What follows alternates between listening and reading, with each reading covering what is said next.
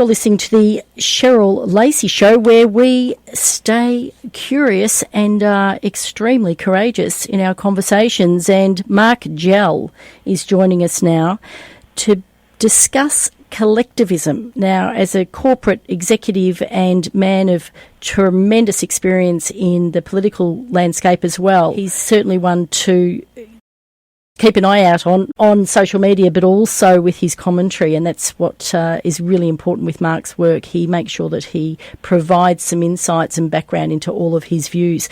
Mark, welcome to the show. Collectivism, it's one hell of an issue, isn't it? It's becoming an issue again. I mean, we saw collectivism on the rise in the 1930s, 20s and 30s. With the rise of communism in Russia in particular. A lot of people thought communism was a great thing. And collectivism is a term that people apply to fundamentally communism. It's a term that takes people away from using the expression communism or socialism, which in itself is communism. And when Mamdani came out the other day and said that he wants to manage New York in a theme of warm collectivism versus rugged individualism. That's straight out of the communist handbook. So people should be concerned. Oh, absolutely, they should be concerned. And one of the other elements there is this whole suggestion, if I could use that term, that collectivism is sort of linked to social cohesion, which is sort of linked to multiculturalism, and we know that's not the case. No, it's got nothing to do with multiculturalism. Collectivism is, you will bend to what we tell you to bend to, under the banner of being collectivist thought. The issue with that is humans are not collectivist human beings. Humans are in fact individuals and are driven by, and people hate me for saying this, but individuals are driven by ego. And as soon as you start putting down individualism, you start to put down entrepreneurialism. You start to put down the development of great ideas. You start to put down the ability for society to move forward at a rapid pace. And we've seen this time and time again in history. I mean, just look at Russia. Russia collapsed because of collectivism.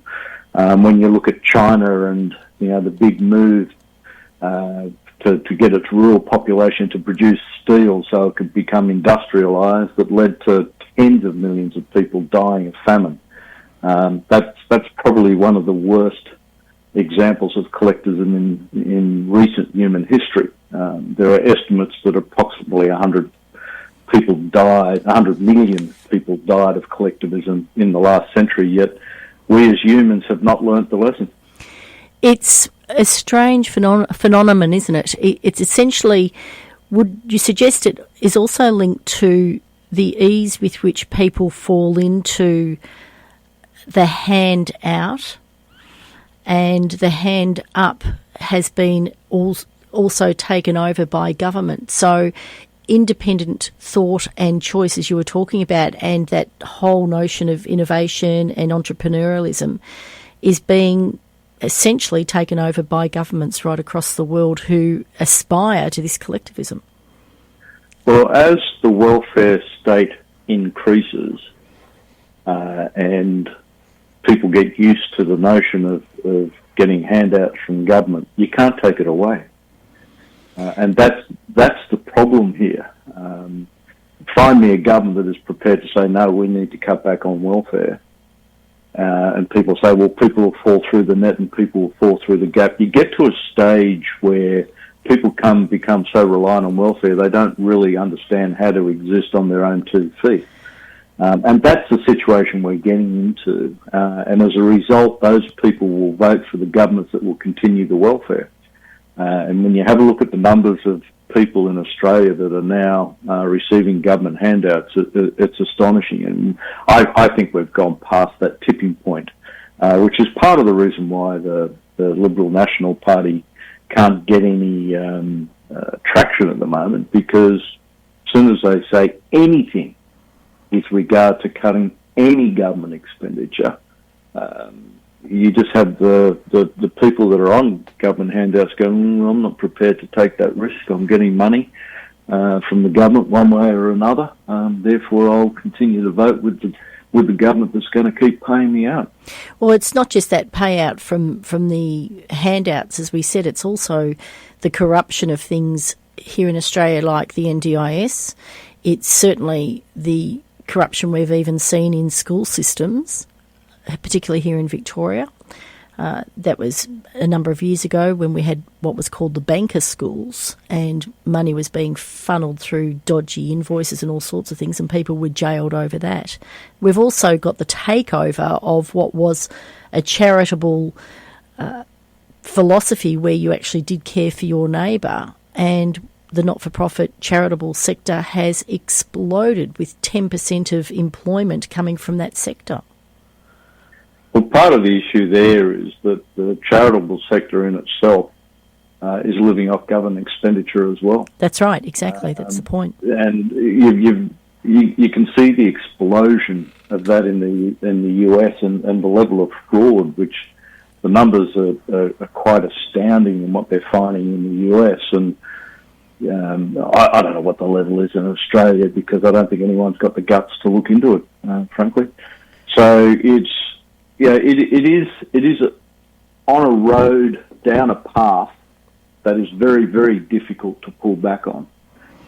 And without rugged individualism, you don't have freedom, you don't have rights, you have to give up your rights for the collective view. And that's a very, very dangerous state of mind, let alone what it does to people in general. And the further you march down that, the harder it is to pull it back, and the more radical it becomes. I think, again, you just have to look at history and look at the 30s. I mean, if you look at Australia, a really, really good example of rugged individualism versus collectivism is the Sydney Opera House. It was designed by an architect, absolutely brilliant individual design, but he ended up pulling out of the project because all the collectivists came in and told him he has to do this and he has to do that, and he said, no, it compromises what I'm trying to do. Yet it turns out to be one of the best icons in the world. It's a classic example of rugged individualism versus collectivism. And it really is a top-down, bottom-up action that is required. And you mentioned the LNP being silenced left, right and centre, but we also know that we've had various leaders of the LNP essentially selling out Australia, particularly to other dictatorships like China, for instance, with our ports and some of our airports and major energy organisations where they have a lot of shares and say in our distribution of energy. So the LNP aren't innocent here, and certainly the Labor Party's not. So that's the top down. The bottom up is the school sector, where we need to be teaching our students this, but our schools are essentially socialist driven. Well, our schools teach narratives rather than basic principles, and as a result, students are told what to think rather than being taught how to think. That's the problem with the education system. Look, when it comes to China, China, as it capitalised, in inverted commas, came across as being very innocent in what it wanted to do. And when the regime changed out, that innocence then got turned into power. China has been known for some decades to steal intellectual property. Their legal system is not a legal system that we have in Western worlds, which is, again, based on individual rights and property rights. The people in the West, unfortunately, have this view that people try and do things in good faith. And as a result of that, the West has been caught out. It has indeed. They've brought in refugees in good faith.